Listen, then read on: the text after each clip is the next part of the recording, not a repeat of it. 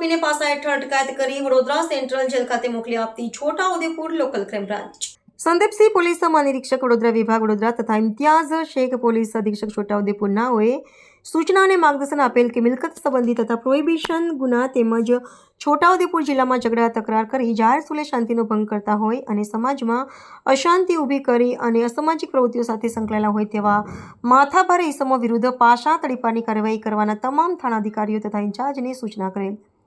તે અનુસંધાને અબ્દુલ કાદિર ઇબ્રાહિમ ઉંમર વર્ષ 66 રહે સાબુની ચાલી જેવો ગોહત્યામાં ગુનામાં સંડોવાયેલા હોય ગુનાની ગંભીરતા ધ્યાને લઈને સામેવાળા વિરુદ્ધ પાસા દરખાસ્ત તૈયાર કરી જિલ્લા મેજિસ્ટ્રેટ છોટાઉદેપુર મોકલી આપી, જેના આધારે પાસા દરખાસ્ત મંજૂર કરતા લોકલ ક્રાઇમ બ્રાન્ચ છોટાઉદેપુર નવો દ્વારા અટકાયત કરી વડોદરા સેન્ટ્રલ જેલ ખાતે મોકલી આપવામાં આવ્યો હતો. રિપોર્ટર રાકેશ તડવી, નસવાડી.